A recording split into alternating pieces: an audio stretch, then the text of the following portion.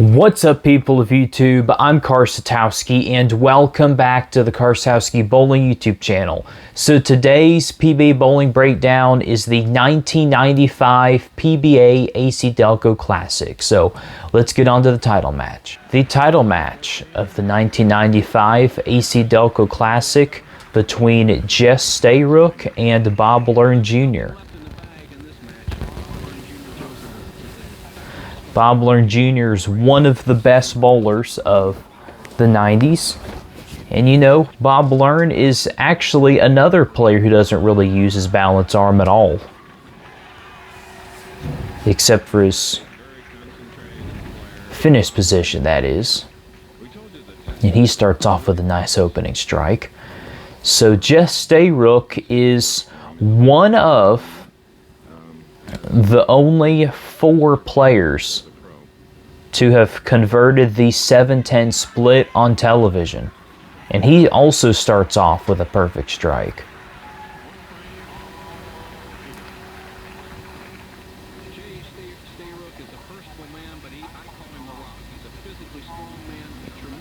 Not a terribly high backswing. Pretty good finish position there. Not too much knee bend though. He's a little bit of a tall player, so it's kind of difficult for a lot of taller players to get a really high knee bend. Oh, and he trips out that 7-pin right there.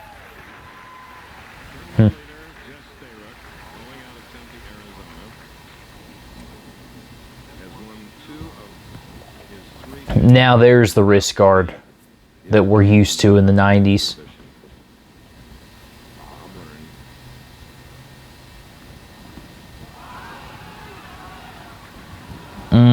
Use that flat 10.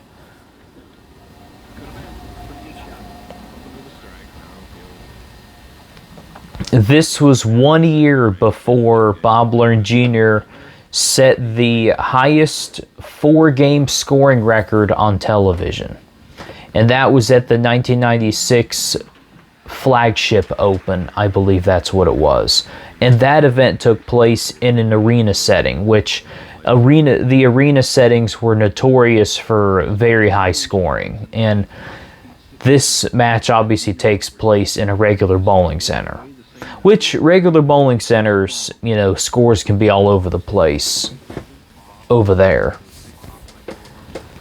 Yeah, Bob Learn is a player who really doesn't use his balance arm at all to hold on to the ball.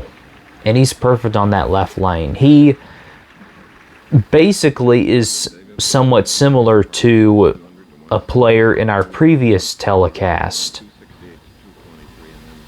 who finished second at the US Open. Some players just don't really use their balance arm at all to help guide the ball. That's an opening turkey for Jess Stayrook. So he's got pretty good ball reaction. Actually, I'd say right now he's got perfect ball reaction.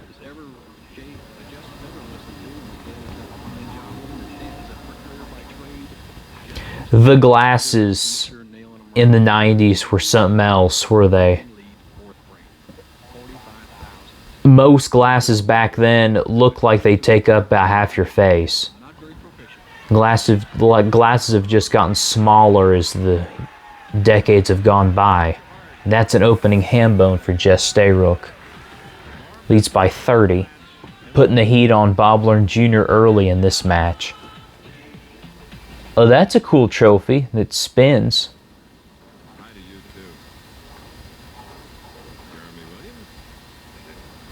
Well, it's probably just a graphic. It would actually be pretty cool if the trophy actually did have a spinning part to it.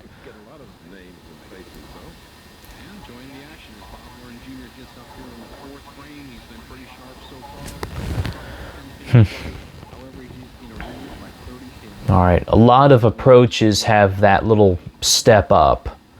And a lot of players, especially if they're not all very tall, pretty much use the entire approach for to make sure they get the most ball speed. And there you go. Well, I guess he's technically figured out that lane, but he needs to make a small adjustment to kick out the 10 pin because he can't rely on those messengers. There have really only been a handful of players who get messenger strikes like more than 50% of the time, and Bob Learn, I know for a fact, is not one of them.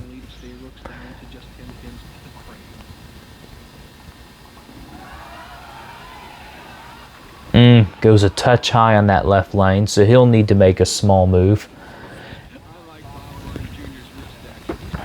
Yeah, with just Stay Rook having the first 4 strikes and his ball going perfect every shot, Bob Learn is going to need to figure out something. But fortunately for him is that he's keeping the ball in the pocket. It's just he's had over half of his shots just not go in the pocket quite how he needs to.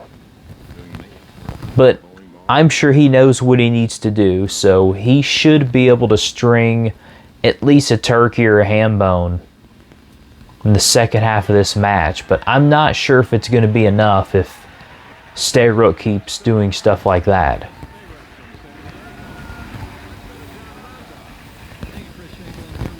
It's David Ozio who lost the previous match.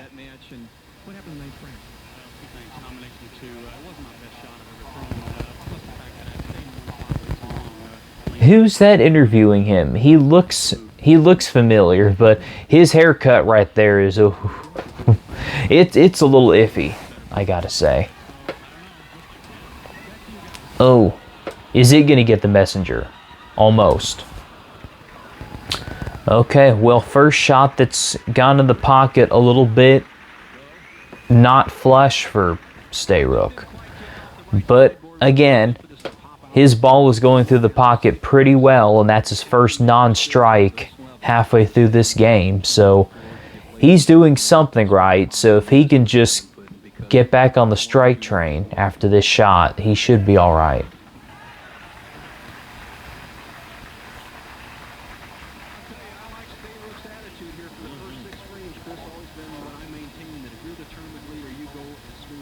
Bob Learn still trails by 30 pins.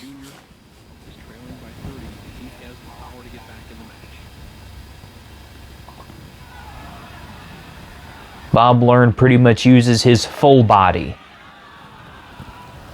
Puts everything he has on that ball. And I don't know if he made too big of an adjustment. It basically did the exact same thing the last shot on that lane did, except he didn't get the messenger that time. And yeah, basically 50-50 on messengers. You just can't really rely on that. He'll definitely need to make another move on that lane. Alright, so yeah, Bob Learn is going to pretty much need to strike all the way until at least the first shot of the 10th frame, I think, in order to put any kind of pressure on just Stay Rook. Oh my goodness. That looked like a pretty good shot. I don't know, maybe if he has another ball, probably ball change, because I think his ball's finishing a little bit light, and I'm not sure how much better he can throw it than that, so I don't really know what he's going to need to do.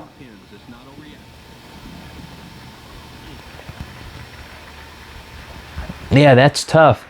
He has not made a bad shot this game, and yet he only has 3 out of 7 strikes to show for it, and everything else has been 9.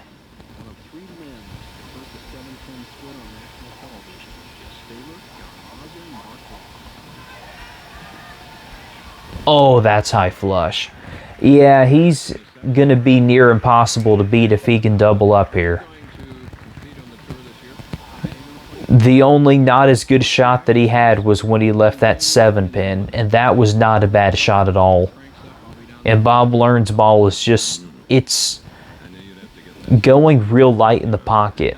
Like, not real light to where he can leave like a split or something like that. It's just going light enough to where it's not driving through to carry the corner pins. Oh my goodness. Okay. Well, maybe got a little bit too amped up on that shot. Okay, well that's the first big mistake from any player of this match. This just got real interesting. And he goes for count, which I think was the better option, because he still has a pretty good lead even after that. And this would be a really good time for Bob Learn to double up.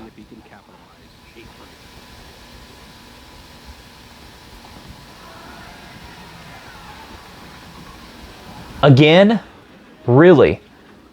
His head was in the way, so I couldn't see exactly what the ball did, but it looks like that it may have froze and just didn't drive through the pocket. Daggone it, man. Just been fighting that 10 pin the whole match.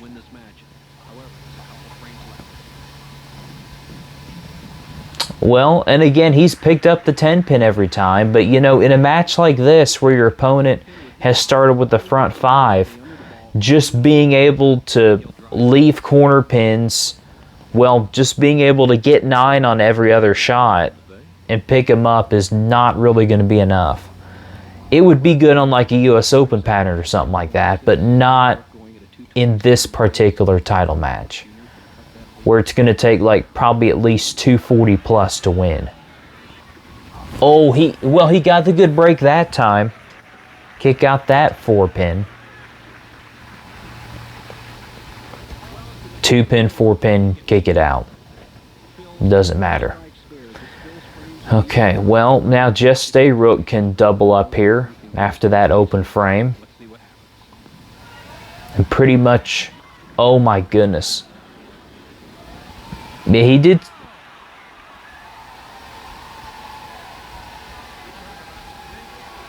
You gotta be kidding me. Did it really trip that? Let's take a look at this here. The camera angle changed.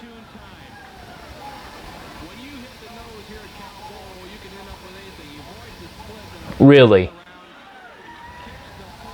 Oh my goodness. I have seen that trip out a 4 pin before, but I don't think I have ever seen that trip out both the 2 and the 4.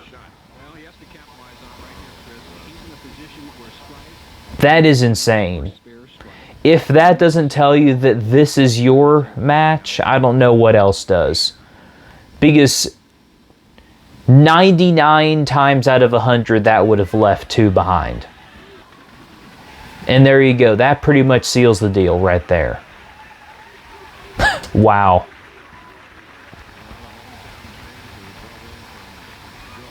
Dad gum. Yep, that, wow.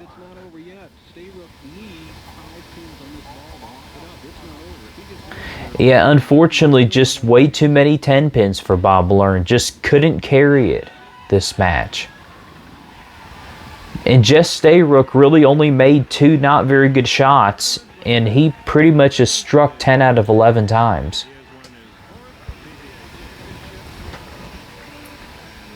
I'll use a spare ball here to clean things up.